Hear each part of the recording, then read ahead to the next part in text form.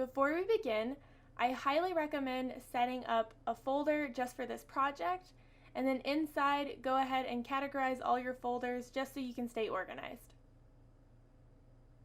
So this is what Illustrator should generally look like when you open it up, and you're going to click the little Create New button and change your increments to pixels.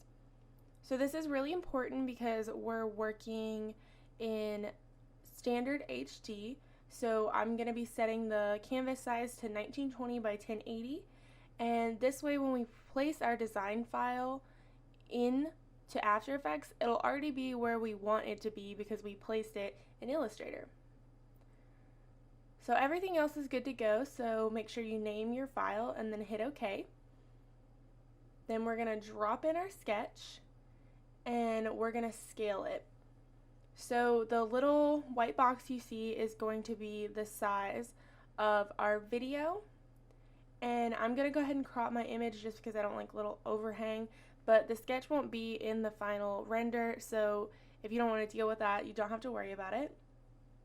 And then I'm going to place my illustration where I generally want it to be once I'm in After Effects. After we have that set up, we're going to go on the right hand side, and there's going to be these little stacked box button, and that's your layers panel. So I'm going to double click to rename my layer, and all I'm going to do is name that sketch layer. Then I'm going to create a new layer with the little icon that's below it. And this is really important if you don't want to be annoyed the whole process, is to lock your sketch layer. Then we're going to go over to our toolbar on the left hand side and click the pen tool icon. In case you've never used the pen tool before, all you have to do is move your cursor where you'd like your line to begin, click once, and then you're going to move your cursor over to where you want your line to end, and click again. Before we continue, we're going to change the end joint of our lines. So to do this, you just go to the Properties panel, then you're going to click Stroke, and then set all of them to Round Cap. This will come in super handy when we're animating, so all of the lines will already be bubbled on the end, and it's honestly just way more of a pain in After Effects to set all of these to round joints. I went ahead and changed my stroke color to a bright pink color, but you can make it any color you want.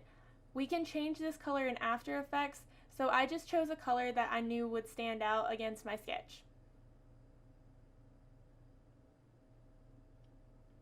Remember to continue creating a new layer every time you create a new line, that way it'll all be separated out and ready to go once we get to After Effects.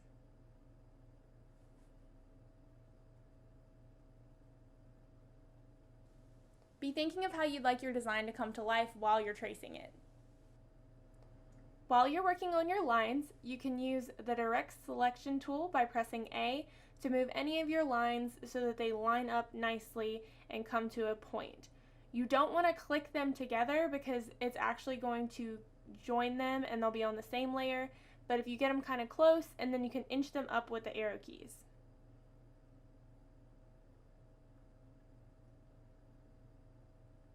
You can set your stroke width to whatever you have decided will look best with your design. I set mine to a size that's pretty similar to what it was in my sketch. Most likely, all of your lines are not going to be straight. So to get a curve, all you're going to do is drop your pen like you normally would, but instead of letting go, you're going to pull so that it creates a curved line. There's multiple different ways to do this, so my favorite way is to actually just go ahead and create straight lines. And then we're going to use the curvature tool. And what the curvature tool does is exactly what it sounds like. It creates beautiful curves for us. I think it's just a lot easier. And then I go in with the anchor point tool to adjust any extra lines. So this is kind of just a little game of seeing how you think it looks best, but the little handles will pop out and you just have to pull them and adjust them to get the shape that you'd like.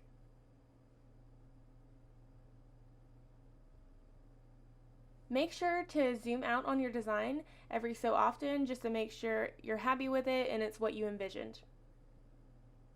So now that we're done with our design, we're going to go in and clean up. So we're going to go over to the eraser tool and click to hold and open the scissors. So with the scissors, all you have to do is click on the points of the line that you want to cut. And then you're going to go click V to go back to your selection tool and then delete. So most likely you'll have little overhanging bits, and we're going to use the direct selection tool with A again to adjust it wherever we see fit. Before we go into After Effects, it's really important to go through and click the visibility on all of your layers just to make sure that everything's separated. Then you're just going to press Ctrl or Command S to save the file. This is where our file system comes in handy because we're just going to put it in an Illustrator file and boom, we know where it is. And now we're going to move on to After Effects. So I'll see you in the next lesson.